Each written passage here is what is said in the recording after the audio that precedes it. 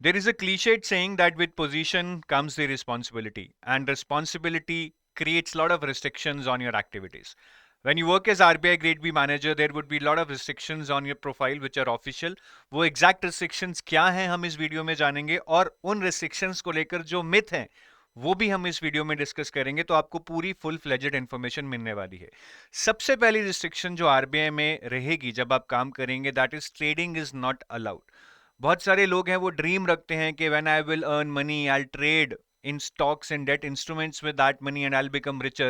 That dream cannot be fulfilled.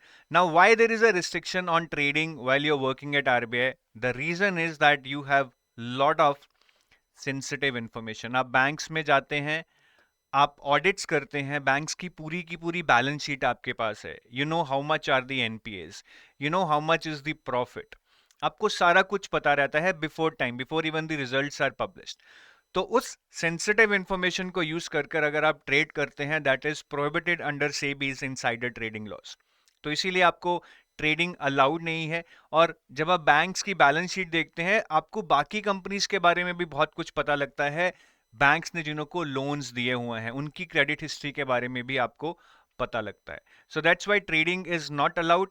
But does that mean you do not have any alternatives? Alternatives हैं। मैंने बोला trading allowed नहीं है, but you can always invest your money. जैसे कि आप long term के लिए अगर इन्वेस्ट करना चाहें तो आप कर सकते हैं, बट शॉर्ट टर्म में ट्रेडिंग नहीं कर सकते हैं। मतलब एकदम खरीद कर विद इन 6 मंथ्स बेचना वो अलाउड नहीं है, बट अगर आप इन्वेस्ट कर 5-10 साल रखते हैं वो अलाउड है। You can also invest even through mutual funds. तो इस चीज को याद रखिएगा so that you make an inform decision before joining RBI. Next is restricted activity on social media. And when I say restricted activity on social media, again, it doesn't mean that you cannot be active on social media. Obviously, you can post your road trips, your photos of, photos with friends, your photos of your own marriage, etc., etc. You can always do that. But when I say restricted activity on social media, that is basically from the angle of airing views on various sensitive issues such as unemployment, financial inclusion, etc., etc. Because RBI is working in these areas, RBI as an organization has its own views, therefore you are restricted to post your individual views ताकि कोई conflict ना हो। बहुत बुरा लगेगा ना कि RBI अगर कह रही है कि चीज एक्स है और आप अपना ही बाजा बजा रहे हैं कि नहीं मेरे मुताबिक ये वाई है। As an employee of RBI and contradicting RBI और the government will not look good. तो इसलिए एक रिस्ट्रिक्टेड एक्टिविटी है सोशल मीडिया पे as per the code of conduct. तो आप सोशल मीडिया पे मचा नहीं सकते हैं अपने व्यूज से, ठीक है। एक नॉर्मल पोस्ट डाल सकते हैं, but you can not be very aggressive with your views on various sensitive issues. Next is no political alignment. इसका मैं मेजर रीजन आपको समझाता हूँ, ये आपको अच्छे से समझना पड़ेगा। This is important for your interview stage also. Government का मेन ऑब्जेक्टिव क्या है? गवर्नमेंट हमेशा ग्रोथ चाहती है, इंडस्ट्री ग्रो करे, एक्सेट्रा एक्सेट्रा। आरबीआई का ऑब्जेक्टिव क्या है? आरबीआई का ऑब्जेक्टिव है स्टेबिलिटी प्लस ग्रोथ। आरबीआई सिर्फ इस चीज पे फोकस नहीं कर सकती है। वाई? देखिए, जब हम ग्रोथ पे फोकस करते हैं, बहुत सारी प्रोडक्शन होती है, बहुत सारी जॉब्स मिलती हैं, बहुत सारे लोग कमाने लगते हैं, but it leads to inflation. क्योंकि जब ग्रोथ होगी, बहुत सारे लोगों को पैसा मिलेगा, वो पैसा खर्चेंगे, कहीं ना कहीं inflation will creep into our system. तो आरबीआई सिर्फ ग्रोथ पे फोकस नहीं करती है, क्योंकि उसको स्टेबिलिटी मतलब इन्फ्लेशन को भी कंट्रोल करना है। और इन्फ्लेशन को हम कैसे कंट्रोल करते हैं? इंटरेस्ट रेट्स को बढ़ाकर। जैसे आरबीआई ने इंटरेस्ट रेट 7% कर दिया, एज्यूमिंग, ठीक है। अब ये higher interest rate will hit the growth of the country, जो कि गवर्नमेंट चाहती है, बट ये ग्रोथ नहीं होगी क्योंकि लोन्स महंगे हो जाएंगे, सब कुछ क्रेडिट सिस्टम में एक स्क्वीज आ जाएगा। तो गवर्नमेंट हमेशा ग्रोथ चाहती है, but RBI will always try to balance the stability and growth. इसलिए आरबीआई और गवर्नमेंट में हमेशा एक टसल रहती है। यू वुड हैव सीन के पहले बहुत सारे आरबीआई गवर्नर्स और फाइनेंस मिनिस्टर्स में स्ट्रगल रह चुकी है, ठीक है। मतलब डी सुब्बाराव, पी चिदम्बरम, इनमें बहुत सारी टसल रही थी, जो कि हम डी सुब्बाराव की जो बुक है उसमें से ही मैं बता रहा हूं, उन्होंने ये चीज बताई है।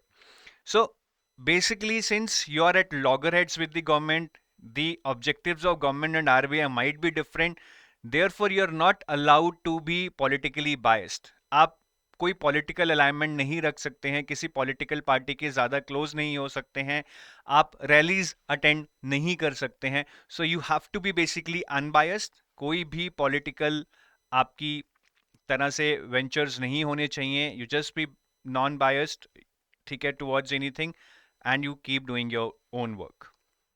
Next is about the part time job. बहुत सारे लोग ये पूछते हैं, sir working at RBI, would I be able to do a part time job from से 7 to 10 in the evening if I get. So देखिए, when you work at RBI, slowly and slowly you will acquire lot of skills, and these skills might be in demand also, so you will get part time jobs if you start searching for them. There is no doubt about it. But as I told you, while working as a manager in RBI, there is a lot of sensitive information, sensitive data with you, which might get breached if you start doing part-time job somewhere. So part-time job करना allowed नहीं है, ठीक है? But I think RBI is paying you well, और आपको वहाँ पे ही बहुत कुछ सीखने का है. अगर आप और काम करना चाहते हैं, आप RBI से रिलेटेड वर्क को ही और थोड़ा खींचिए और उसमें अपना डेप्थ बढ़ाइए. Though you will not be paid for it, but that will add to your skill and knowledge. सो ये 3-4 रिस्ट्रिक्शंस हैं जो आपको पता होनी चाहिए, because that might impact your earning capacity, that might impact you psychologically also, कि आप politically align नहीं हो सकते, अपने व्यूज एयर नहीं कर सकते हैं. सो ओवरऑल ये चीज़ें आपको ध्यान में रखनी है.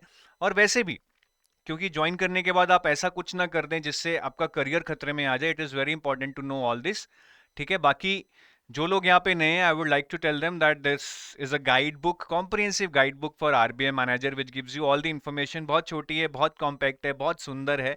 इससे आपको RBI के बारे में प्रमोशंस, हायरार्की, डिपार्टमेंट, सैलरी, सारी इन्फॉर्मेशन मिल जाएगी. और 3 इंपॉर्टेंट चीज़ें जो आपको और कहीं नहीं मिलेंगी, यहाँ पे एक ही जगह पे मिल जाएंगी, is the syllabus, decoded syllabus in detail. The previous year papers in detail आपको यहाँ पे मिल जाएंगे, मतलब सारे 2017 से लेके 23 तक के, इनफैक्ट 24 तक के पेपर्स जो भी हुए हैं, फेज 1, फेज 2, आपको यहाँ पे मिल जाएंगे. और ये हमारे कोर्सेज हैं 2025 के. We have a gold pack and a silver pack. Gold pack is a full fledged course for phase 1, phase 2 and interview. सारी तैयारी होगी. Silver pack is mainly for phase 2 and interview, but since phase 2 current affairs will be sufficient for phase 1 also, therefore phase 1 का जो GA section है, जो current affairs हैं, वो silver pack में मिलेंगे, but you will not get quant, reasoning, English in the silver pack. And in case you want to check the demo material, I would request you to please click on the link in the description of this video and download the sample material. Check it by yourself, see the quality and see the comprehensiveness, so that you are sure that this is something that can take you to your destination. And we have also started live classes in our RBI Grade B course from 15th of October. So it's a while before, it's a while since these classes started. But since these are still at early stages, you can join these live classes once you become part of EduTab community. ज़्यादा देर नहीं हुई है, कुछ ही classes हुई हैं. You can always catch up. This will help you have a schedule. Your teachers will come up daily, they will teach you, they will resolve your doubts, and within a certain time frame, whole of your syllabus would be completed. So I take your leave. Thank you. Have a nice day. Bye bye.